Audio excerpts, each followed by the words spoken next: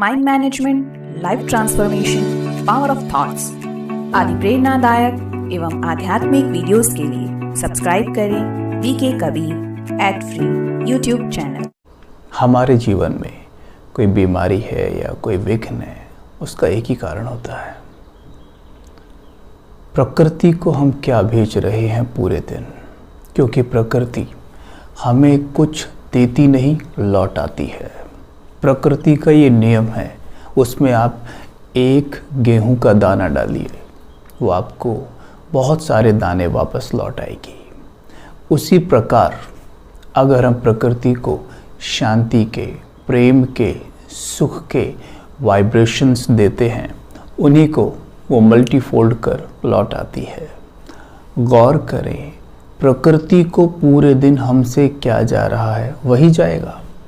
जैसे थॉट मैं क्रिएट करता हूँ, जैसे बोल मैं बोलता हूँ, जैसे कर्म मैं करता हूँ। सबसे पहले आ जाते हैं थॉट्स पर। थॉट्स मैं कैसे क्रिएट करता हूँ, और मेरे थॉट्स का आधार है मैं इस मन को कैसा भोजन कराता हूँ, अर्थात मैं क्या सुनता हूँ, क्या देखता हूँ और क्या पढ़ता हूँ। राइट? तो मुझे अपना सुनना, देखना, पढ़ना सात्विक करना होगा, डिवाइन करना होगा।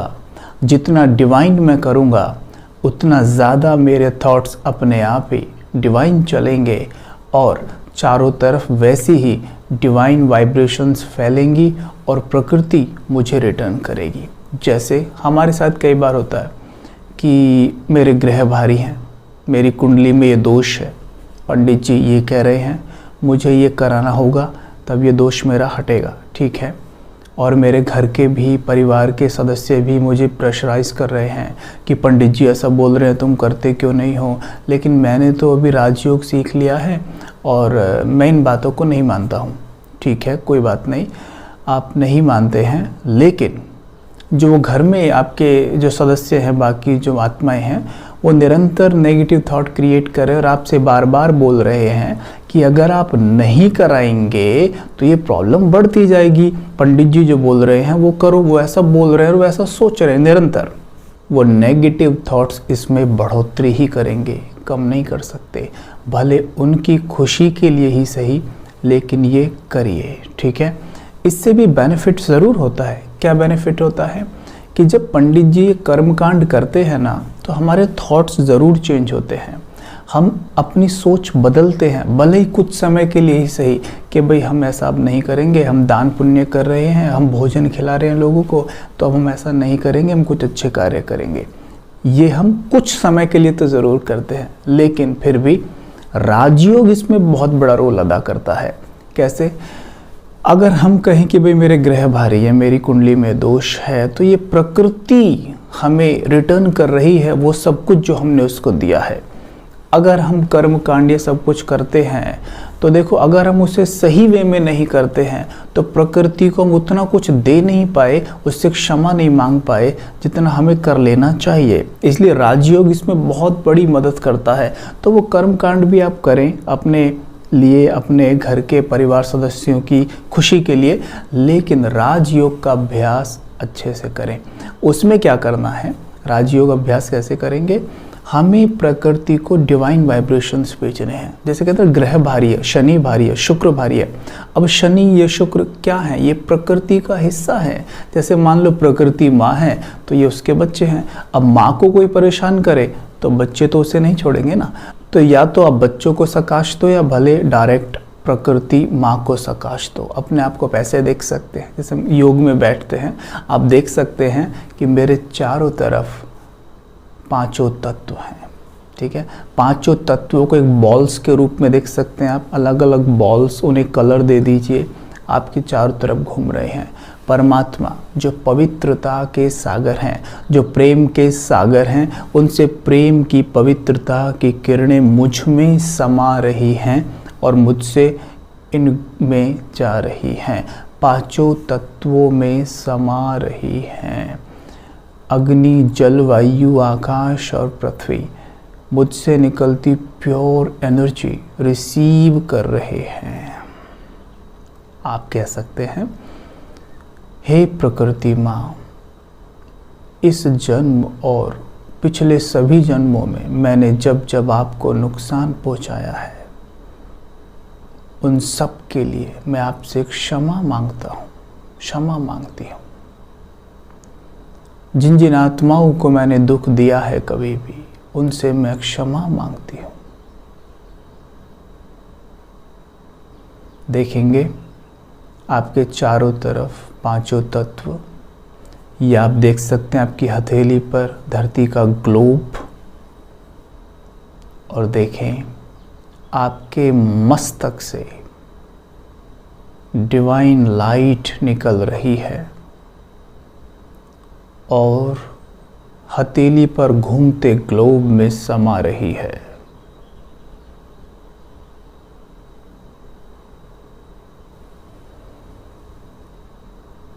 पाँच मिनट हमें ऐसे ही देखना है कि धरती के ग्लोब में ये प्योर एनर्जी समा रही है।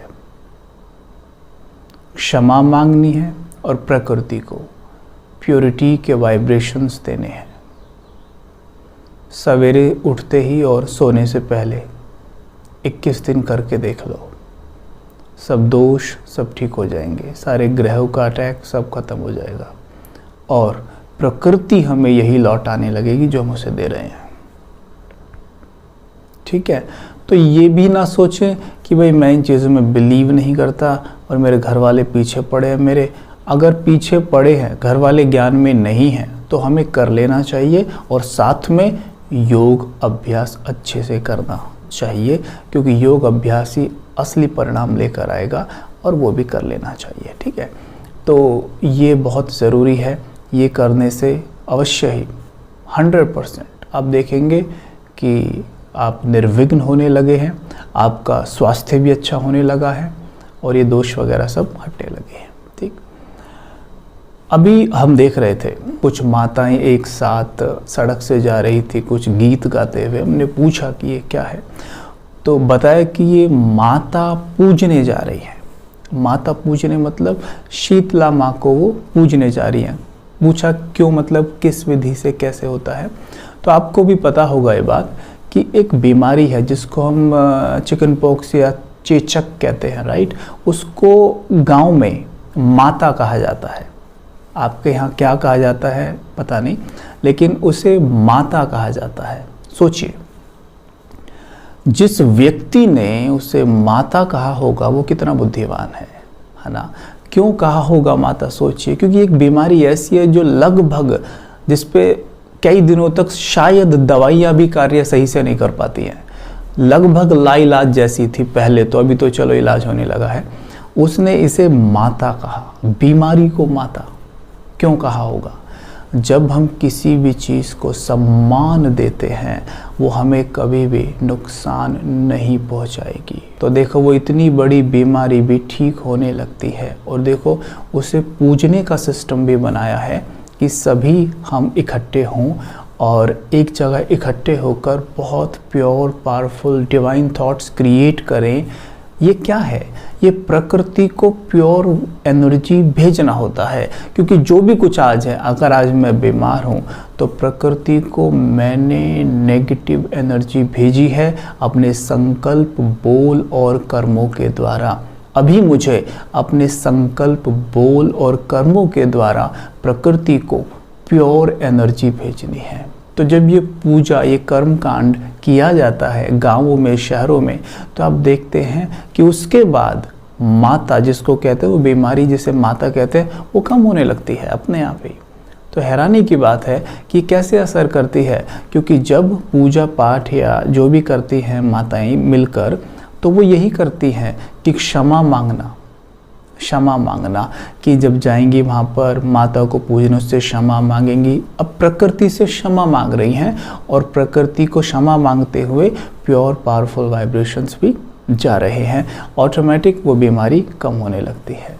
तो देखिए ना, कितने सही तरीके से बनाई गई हैं कि उन्हें माता कहना, उनकी पूजा करना, उन्हें सम्मान देना, प्योर वाइब्रेशन देना और बीमारी का कम होना। तो इससे सिद्ध होता है अगर हम प्रकृति को सकाश दें तो निश्चित तौर पर बीमारी हमारा कुछ नहीं बिगाड़ सकती। आजकल आप देखिए कोरोना का काफ़ी भारी सभी के मन पे असर है और काफ़ी लोग तन से भी बीमार हो रहे हैं और मन में तो सभी के बैठा हुआ है।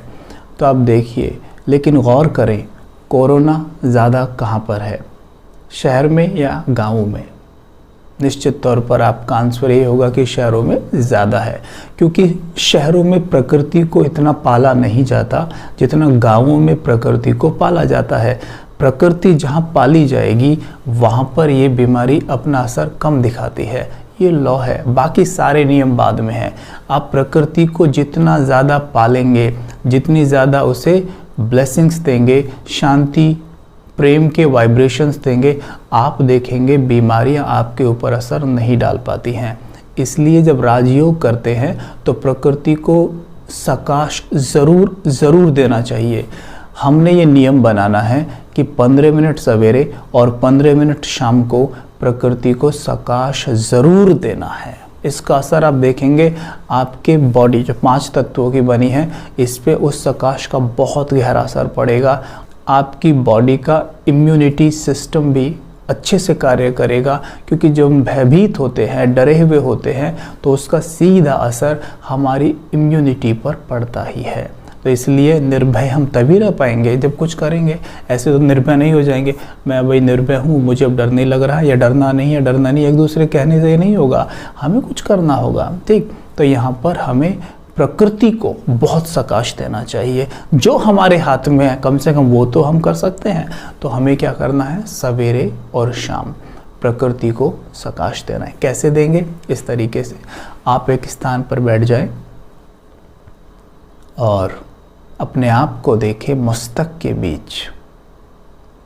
मैं एक आत्मा हूँ,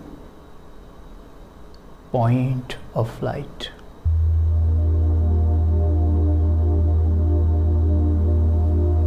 बहुत पावरफुल डिवाइन चमकता सितारा, पवित्रता के सूर्य की संतान, पवित्रता के सूर्य शिव बाबा की किरणें मुझ पे पड़ रही हैं।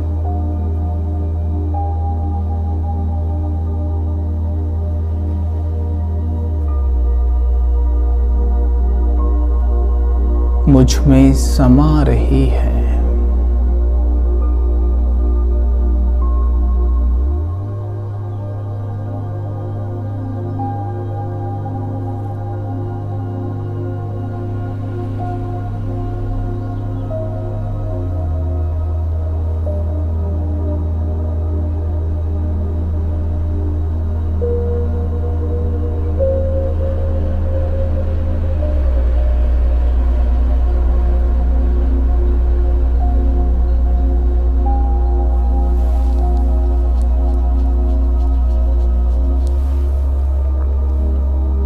अपने सामने देखें घूमता हुआ धरती का गोला, और देखें मेरे तीनों नेत्रों से प्रकृति मां को ये प्योर वाइब्रेशंस जा रहे हैं। पवित्र किरणें मेरे नेत्रों से ग्लोब में समा रही हैं।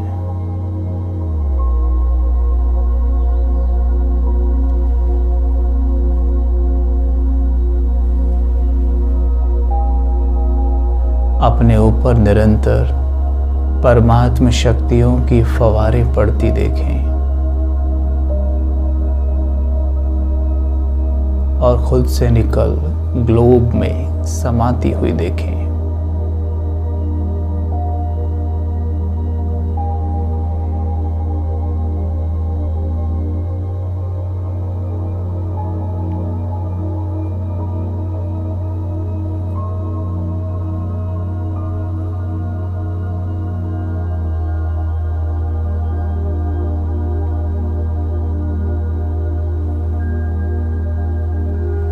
दृष्टि घुमाएं चारों तरफ, विजन बनाएं। ये पवित्र किरणें पांचों तत्वों में समा रही हैं।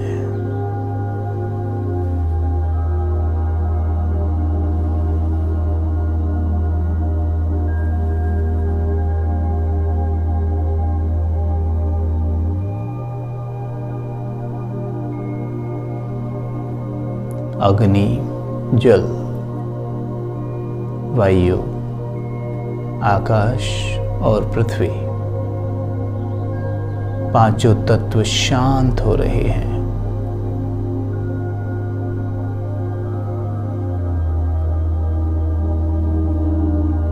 पांचों तत्वों से क्षमा मांगे। हे प्रकृति माँ, मैंने आपको जो भी नुकसान पहुंचाया है आज तक, मैं अपने सभी गलत कर्मों के लिए आपसे क्षमा चाहता हूं। आप मुझे क्षमा करें।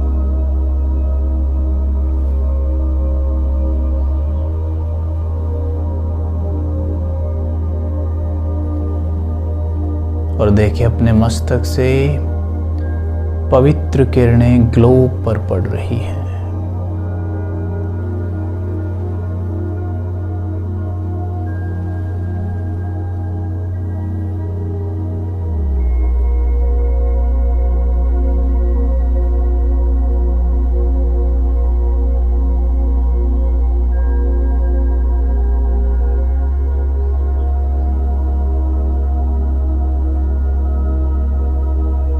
देखें, मैं मास्टर वैद्यनाथ हूँ।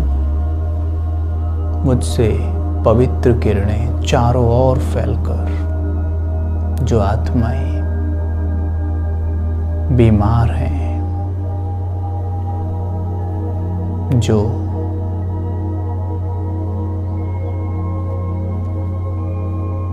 देखें, ये पवित्र लाइट उनको स्पर्श कर रही है।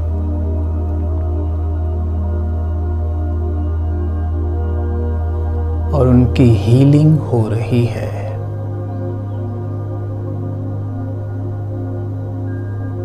देखिए उनकी ट्रांसपेरेंट बॉडी सबकी और परमात्म किरणें उनके ऊपर पड़ रही हैं।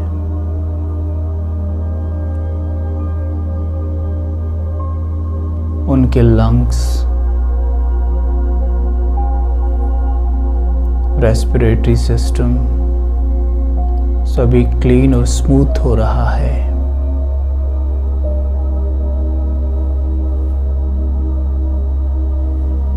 धीरे धीरे वो स्वस्थ हो रहे हैं, नॉर्मल हो रहे हैं।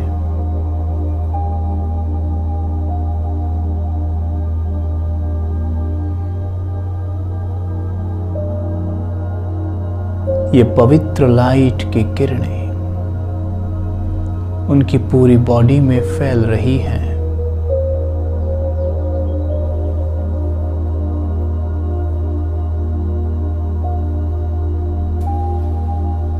उन्हें रोग मुक्त बना रही हैं।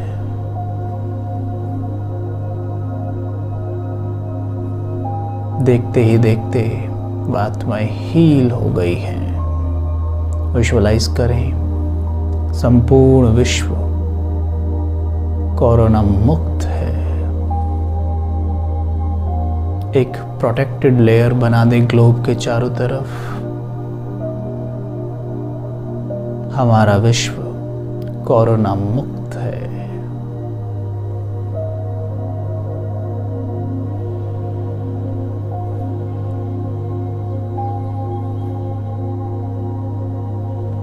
ओम शांति।